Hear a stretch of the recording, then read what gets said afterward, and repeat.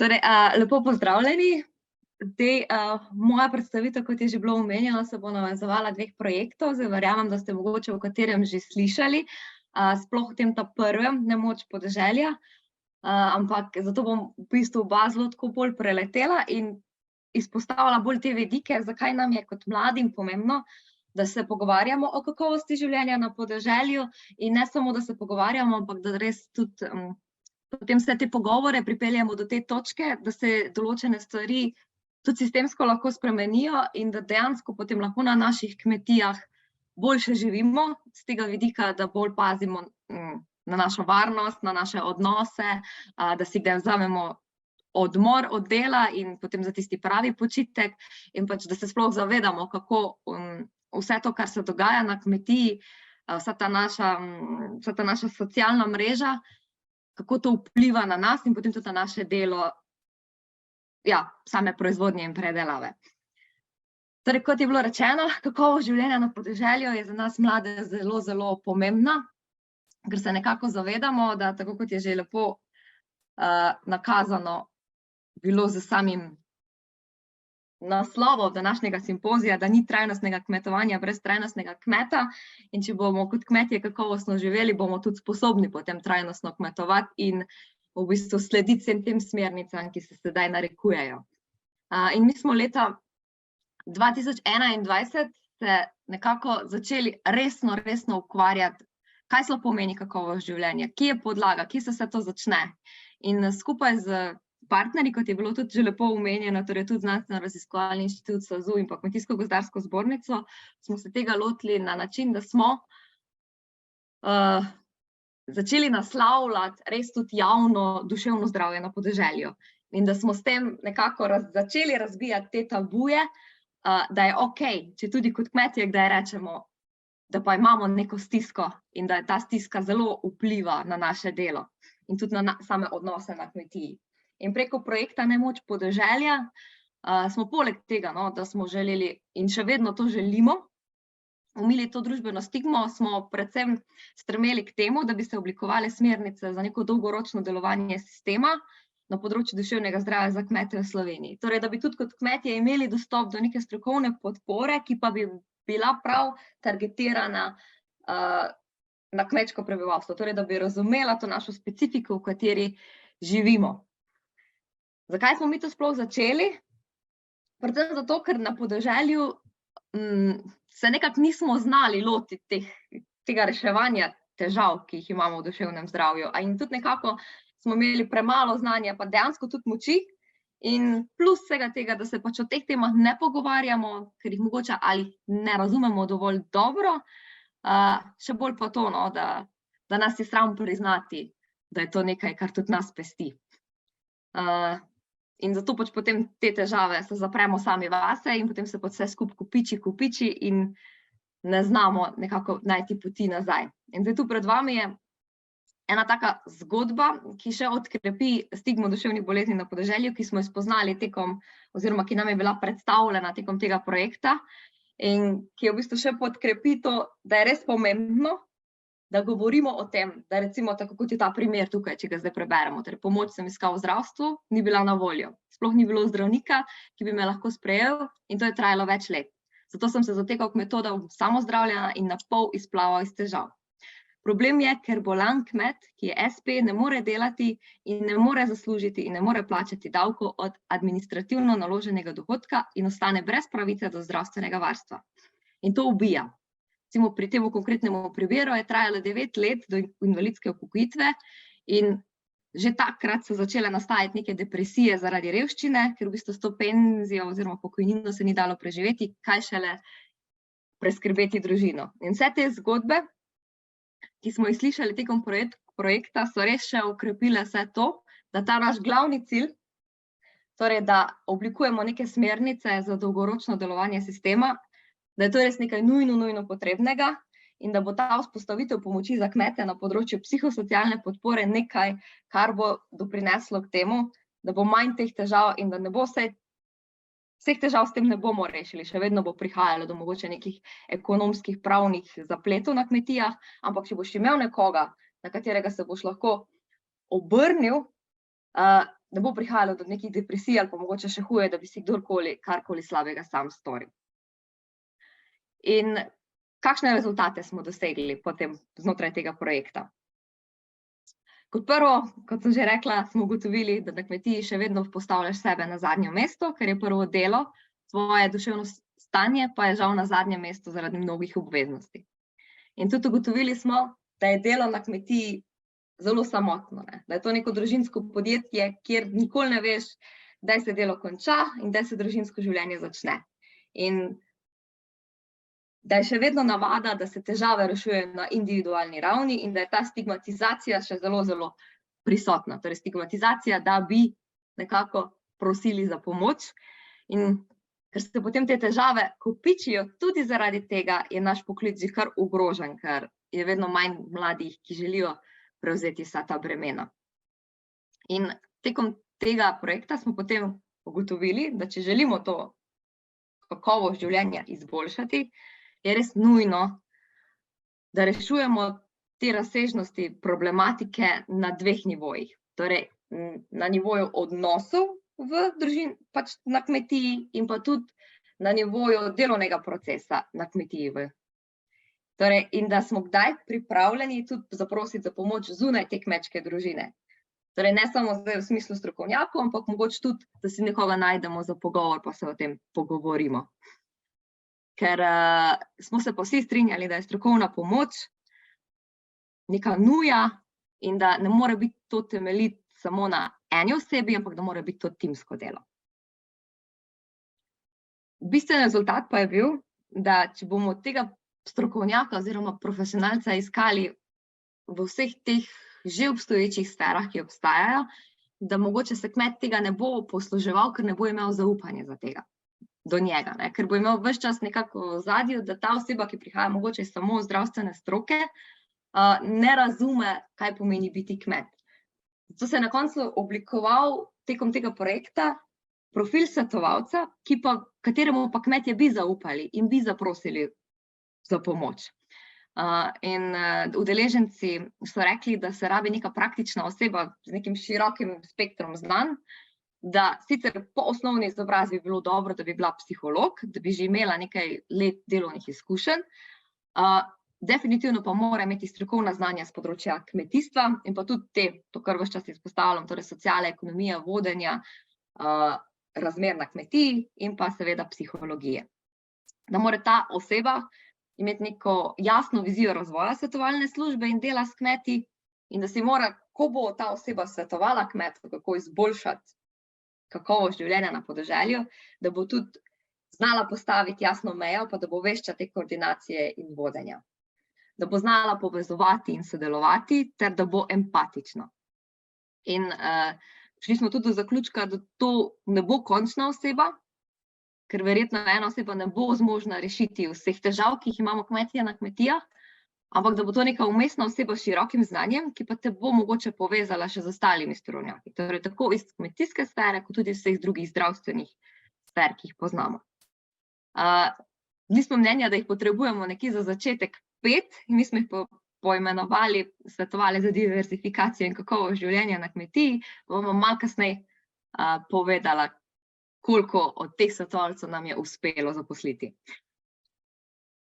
In zavedali smo se pa pri oblikovanju tega novega profila svetovalca, da ko bo ta oseba začela delati, da bo dejansko veliko dela imela za samim oblikovanjem novega delovnega mesta. Ker to bi bila potem čisto neka taka revolucija v slovenskem kmetijstvu, ker bi se prvič nekdo sistemsko začel ukvarjati s psihosocialno podporo za kmete. In verjetno bi večino, oziroma vsaj 2/3 smo mi predvideli, potrebovala, da bi zgradila to delovno mesto in da bi tudi se predstavljalo tako kmetom, kot svetovalcem, kot širši javnosti, da to obstaja in na kakšen način to sploh obstaja. 1/3 pa mogoče že za to osnovno poslanstvo, torej za pomoč samim kmetom. Zdaj, kje smo se zdaj? Res z velikim veseljem povem, da se nekje konec lanskega leta, da smo uspeli v bistvu tako dobro to predstaviti Ministrstvu za kmetijstvo, gozdarstvo in prehrano in so zagotovili dovolj sredstev da se je dejansko zaposlila prva oseba na Kmetijsko-gozdarski zbornici, ki se sedaj ukvarja s to psihosocialno podporo kmetom. Zato je Lucija Pinterič in mi na Zvezi Slovenske podeželske mladine je še kar naprej, vedno, kadar potrebujemo kakšno pomoč, ker zdaj pocukamo za rokav in to recimo že en lep primer, kako z njo sodelujemo v projektu Terra, katerega vam bom predstavila nekoliko kasneje in tudi preko tega širimo to poslanstvo njeno, ki ga ima in tudi kako se lahko z nekim res dobrim sodelovanjem večjih institucij, torej tu zdaj želim izpostaviti naše, potem ZRC SAZU in pa Kmetijsko-gozdarsko zbornico in z dobro zasnovanim projektom dejansko potem pridemo do takih konkretnih rezultatov, da tudi na terenu kmetje sedaj lahko uživajo sadove tega projekta. In moram reči, da ko govorimo z Lucijo, nam ona tudi predstavlja malo te težave, s katerimi se kmetje obračajo na njo in tudi izpostavlja, da je kar potreba po terenu, da se res izkaže, da je to nekaj, kar se rabi. In te težave, s katerimi se soočajo, so pa najpogostejše prav v partnerskih odnosih in odnosih z otroki v prodaji kmetije, potem težave v odnosih, ti še dodatno eskalirajo ob smrti bližnjega, torej ko se začnemo pogovarjati o dediščini. Velikokrat se srečuje s težavami tudi v prihodu nekega novega člana na kmetijo, torej snaha, na primer. Ljudje, ki se obračajo na pomoč na KGZS, pa pridejo takrat, ko je v bistvu situacija že tako poglobljena, da prihaja tudi razdedinjenja ali pa tudi celo prenehanje komuniciranja in kar je še huje, do nasilja v družini, torej predvsem fizičnega in verbalnega. In to je res kar zastrašujoče, ker točno o tem smo se pogovarjali tekom celega projekta, da to zna biti problem in da so to težave. Zdaj, ko pa to dejansko živi na terenu, se pa še bolj izkazalo, kako pomembno je vse to. Zaznavajo se pa tudi težave z depresijo, izgorelostjo in pa žal tudi poskusi samomorov, osamljenostjo in drugimi duševnimi stanji, ki znižujejo samo kakovost življenja. Lucija pa trenutno dela in opravlja tudi raziskavo, torej kakšno je samo duševno zdravje v kmetijstvu in po trenutnih podatkih, torej ta anketa se še posodablja, ampak po trenutnih podatkih so kmetje ji odgovorili nekako v teh procentih, da se kar 65% kmetov srečuje s stresom, 35% z izgorelostjo, 40% z nespečnostjo, 24% s tesnobo, 14% z depresijo in 15% z anksioznostjo.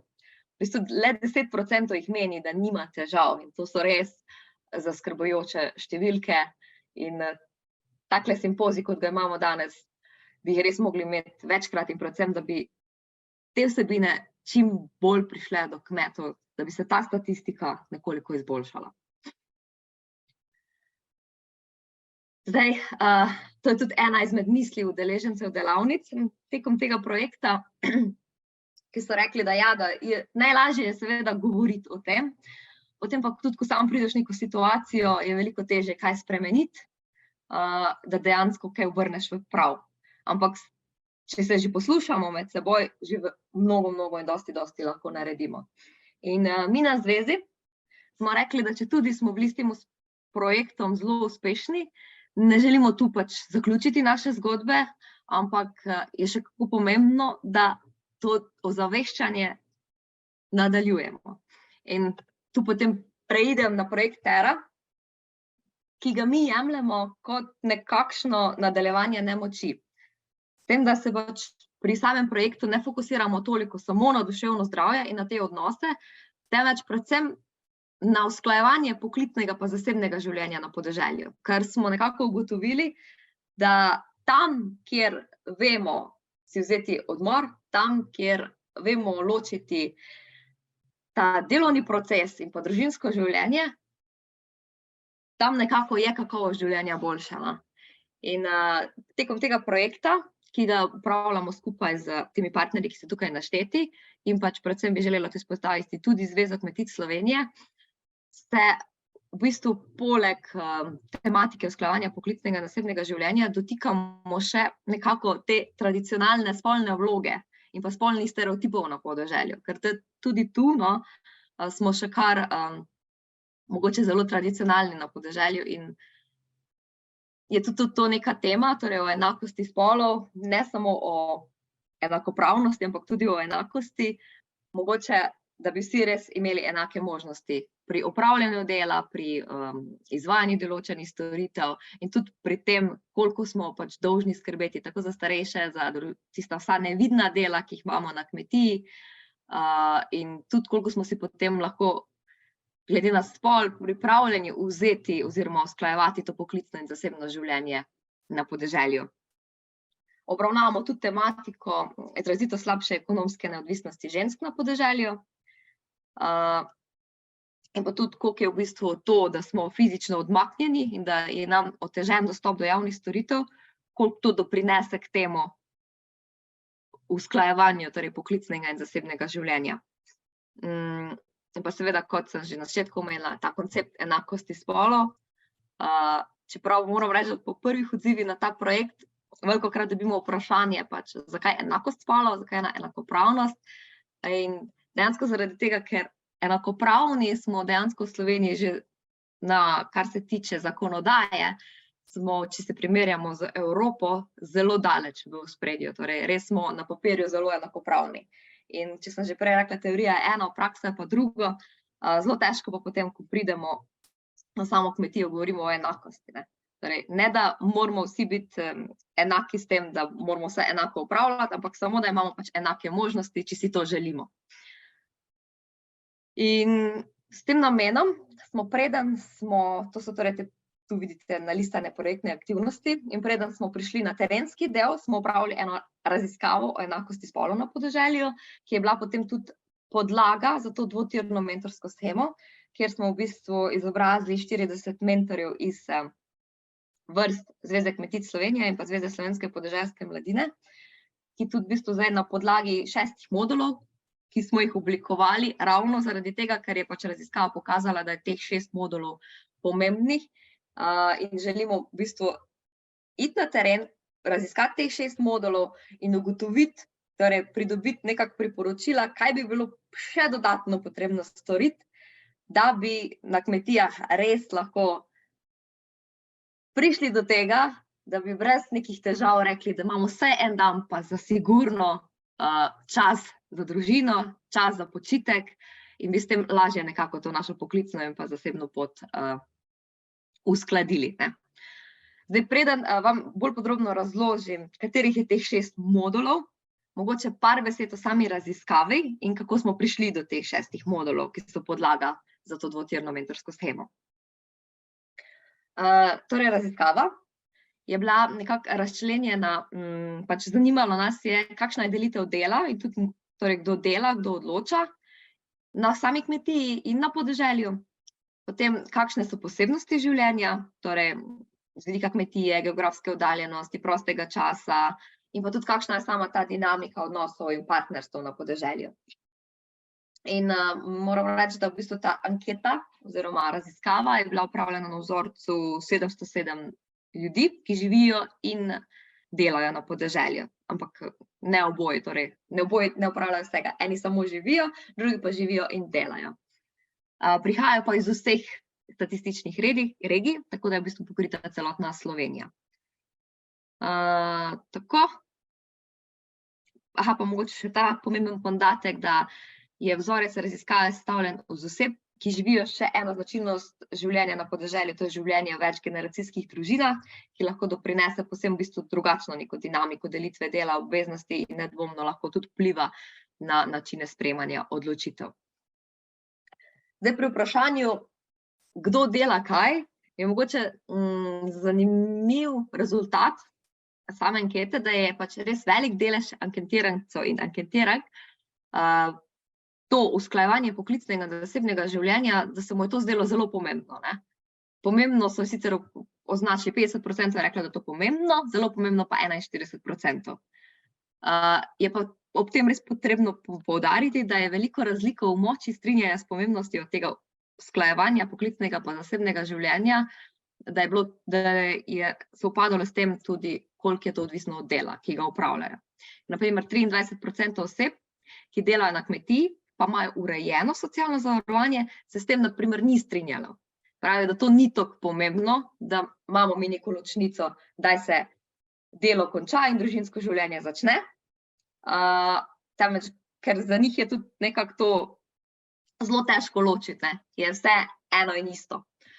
Medtem ko se pa s pomenom usklajevanja poklicnega pa zasebnega življenja se je strinjalo kar 93% oseb, ki pa na podeželju samo živijo. Potem, kar se tiče pa same delitve del, pa mogoče zanimiv podatek, da so največjo obremenjenost izražale ženske, ki delajo izključno na kmetijah in nimajo urejenega socialnega zavarovanja, najmanjša pa moški, ki na podeželju samo živijo in delajo. Zdaj, kakšna je ta obremenjenost, ne? Na primer, v skoraj polovica vseh anketiranih žensk, kar 47%, je izrazila to preobremenjenost v povezavi z nalogami in zadolžitvami, ki jih imajo same. Na drugi strani pa je preobremenjenost izrazila zgolj 16% moških, ki pa so sicer v 80% izrazili prepričanje, da so naloge pa zadolžitve enakomerno razporejene. Pa še ta zanimiv podatek, torej, da z enakomerno razporejenostjo dela pa se je strinjala samo 51% žensk. Že tu v bistvu smo kar dobili nek tak malo širši vpogled v to dinamiko življenja na kmetiji.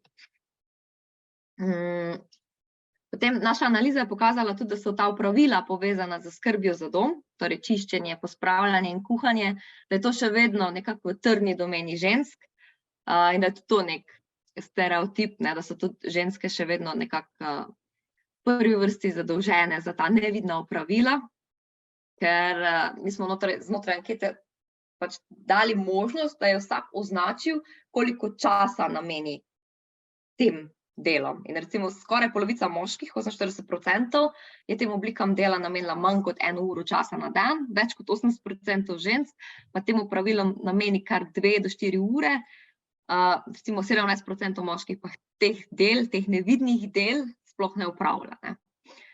Podobno je bilo tudi pri delitvi del, ki so povezane s skrbjo za otroke oziroma za starejše člane družine. Predvsem je tu zgovoren podatek, da je vloga matere obenem vloga tiste, ki je pač tudi zadolžena za nego, skrb in vzgoje in je pač tudi bolj odgovorna ter celo primerna, da se kaže v analiziranem stanju, ki je pokazalo, pač, da največji delež moških skrbi za otroke samo nekaj 1 uro časa na dan, če je verjeti tej anketi. Kar se tiče pa skrbi za starejše, pa to še vedno aktivnost, torej, oziroma ne, tu pa je bila mogoče tudi eno presenečenje, da ta skrb pa spada med aktivnosti, ki se delijo tako moški kot ženske. Tako, mogoče še tu povem, ker smo tudi vprašali in je tudi zanimivo vprašanje, da se s trditvijo, da od moških ne moremo pričakovati, da bodo na enak način vpeti v vzgojo in skrb za otroke, ker je to bolj v domeni žensk, da se s tem strinja kar polovica vseh anketirancev in da to tudi v večji meri so to bile ženske, kar 55% žensk se je strinjalo s tem, da ne moramo od moških tega pričakovati. Tako, del ankete je bil namenjen tudi času za delo in času za počitek. In tu dejansko nas ni presenetilo, da visok delež anketirank, ki živijo, je pač označil, da živijo brez prostega časa oziroma slednjega, kolikor ga imajo, v največji meri izkoristijo za počitek. Torej, dejansko je preko te ankete se izkazalo, da ljudje na podeželju, še posebej na kmetijah, nekako prosti čas enačijo s počitkom. Torej, ne da je počitek del življenja, ampak ko imam čas, se spočijem. In če še pogledamo mogoče konkretno številke, četrtina anketira, 25% prostega časa torej nima, 23% razpolaga z 1 uro prostega časa na dan, 24% z 1 do 2 urama, potem 2 do 3 ure ima 17%, 3 do 4 7%, več kot 4 ure prostega časa na dan pa samo 4% anketirank. V bistvu, največji delež moških pa razpolaga z 1 uro prostega časa na dan, 26%, potem so moški, ki razpolaga z 1 do 2 urama prostega časa na dan in moški, ki imajo 2 do 3 ure prostega časa na dan je 23%. 14% pa je takih, ki nimajo prostega časa. In kot sem že rekla, prosti čas, nima ga skoraj 60% oseb, ki delajo izključno na kmetijah in nimajo urejenega socialnega zavarovanja. Skoraj tretjina tistih, ki imajo urejeno socialno zavarovanje in delajo na kmetijah, pa prav tako ne razpolaga s prostim časom. In če pogledamo na konec tega slajda, je že to, kar sem že omenjala, da pač počitek oziroma možnost razlikovanja med časom za delo in časom za počitek predstavlja nekako eno glavnih lastnosti uravnoteženega usklajevanja poklicnega pa zasebnega življenja, ki dejansko vpliva potem na stanje človekove psihične in fizične kondicije ter tudi splošno zadovoljstvo z življenjem, kar pa seveda vodi v kakovost življenja na podeželju. In če mi že v osnovi enačimo prosti čas s počitkom, vemo, da potem še težje nekako to dvoje usklajevati. Potem še mogoče zanimivost, spraševali smo tudi, kdo kaj dela na kmetijah, in nekako je pokazala analiza, da vrtnarjenje, skrb za rastlinjak, male živali, da to še vedno v trdi domeni žensk, da jim na pomoč pri opravljanju teh opravil bolj pogosto kot moški preskočijo starejši oziroma mlajši člani družine. Samo sadjarstvo, vinogradništvo in skrb za velike živali, glede na analizo, je to v bistvu dejavnost, ki je med spoloma najbolj enakomerno porazdeljena, medtem ko je delo na njivi, kjer malenkost odstopajo moški, ker je tam zagotovo k temu doprinese uporaba strojne mehanizacije. So pa moški tisti, ki v bistvu v največji meri prevzemajo vodenje dokumentacije, maloprodajo, marketing kmetije, in razmerno enakomerno razporejeno med spoli in generacijami. Tako, to, kar se tiče, kdo kaj dela na kmetijah. Za zaključek pa smo se dotaknili še v bistvu tudi teme nasilja nad ženskami. In tu smo ugotovili, da se dejansko so se vsi strinjali, da pač v odnosu je vrlina, če znamo potrpeti, kadar pride do težav, moramo potrpeti. S tem se je strinjalo kar 60% moških in 47% žensk. In v bistvu je kar zaskrbljujoče, kako široka je pojavnost nasilja na podeželju. Ker v zadnjih 6 mesecih je namreč kar 43% vseh vprašanih v svoji okolici opazilo vsaj eno izmed vrst nasilja, torej ali pa pojavnost doživetega nasilja. Niso pa nekako tega nasilja prijavili, ali pa še bolj zastrašujoče je, da dejansko se je izkazalo, da marsikdo na podeželju določene oblike nasilja sploh ne zaznava kot nasilje, sploh kar se tiče mogoče nekega psihičnega, verbalnega nasilja. In torej imamo na podeželju zelo visoko toleranco do nasilja. In to so bili kar nekako zastrašujoči podatki. Zato, ko smo v bistvu potem raziskovali, katerih 6 modulov bi vpeljali v same delavnice, s katerimi bi potem tudi šli na teren in jih predstavili samim udeležencem, je bilo nasilje na podeželju zagotovo ena izmed tistih tematik, o katerih je še potrebno govoriti. Tako da je prva tema nasilje na podeželju. Potem drugi modul je pravi moški, prava ženska. Tretja tema je aktiven podeželan, aktivna podeželanka. Tu smo želeli predvsem nekako ozavestiti, kako pomembna je ta socialna mreža v društvu in kako to doprinese k našemu boljšemu počutju, če smo aktivni še izven kmetije. Potem 4. modul je delo, prosti čas, počitek. Prav na počitku smo dali velik poudarek. In pa seveda pravice in dolžnosti vsakega kmeta, socialna varnost, ker smo tudi v bistvu ugotovili, da kljub temu, da imamo veliko gradiva na področju socialne varnosti in da imamo zelo dobro urejeno zakonodajo, ljudje ne pridejo do teh informacij, ker eno je, da so zelo obsežne in se moraš kar poglobiti v njih, drugo pa, da dejansko zmanjka časa, da bi si vzel čas in raziskal, kaj so vse tiste tvoje pravice, ki jih kot kmet imaš. Tako da je tudi velik poudarek, da te informacije spravimo na teren. In pa še zadnja tema je pa to medgeneracijsko sožitje, torej ti odnosi na kmetijah, ki so nekako temelj. Če je to urejeno, je potem lažje nekako urejati še vse ostale zadeve na kmetiji. Tako da mi smo zdaj nekako na fazi projekta, kjer smo zaštartali teh 20 delavnic po celotni Sloveniji in naslavljamo teh 6 tem, ki sem vam jih sedaj omenila, in pripravljamo in zbiramo pobude od udeležencev na temo teh 6 tem. In bomo nekje v jesenskem času to na novinarski konferenci v Ljubljani, kamor boste tudi vsi lepo vabljeni, predstavili, kako v bistvu teren vidi, kaj se še da narediti na področju kakovosti življenja na podeželju. In bi zdaj, ker smo ravno tukaj, vas mogoče, da lažje vidite, kako te delavnice potekajo, vam predvajala en kratek video, kjer vas bo ena izmed mentoric projekta lepo povabila k udeležbi. Upam, da bo to sedaj funkcioniralo. Sem Urša, ena izmed 20 mentorjev, ki v letošnjem letu izvajamo interaktivne delavnice po celotni Sloveniji v sklopu projekta Terra. Z njimi naslavljamo tematike oziroma izzive, ki smo jih prepoznali kot ključne za uspešno usklajevanje poklicnega in zasebnega življenja na podeželju. Pogovarjamo se o pravicah in dolžnosti vsakega kmeta ter o njegovi socialni varnosti, o pomenu medgeneracijskega sožitja, pomenu usklajevanja počitka, dela in prostega časa, pomenu aktivne participacije v družbi, o tem, kdo je pravi moški in kdo je prava ženska, ter tudi o nasilju na podeželju. Delavnice potekajo na zanimiv način, saj se na začetku seznanimo s strokovno vsebino, temu sledi delo v skupinah, v katerih iščemo odgovore in rešitve na zastavljena vprašanja, zaključimo pa skupno razpravo in evalvacijo.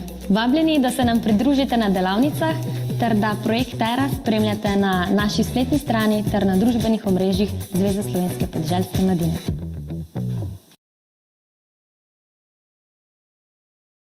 Tako upam, da je funkcioniralo. Zdaj, če mi kdo da kak signal, upam, da ste slišali. Pri meni je bilo vse normalno, ne vem pa, če pri vas. Ja, je bilo, super je bilo.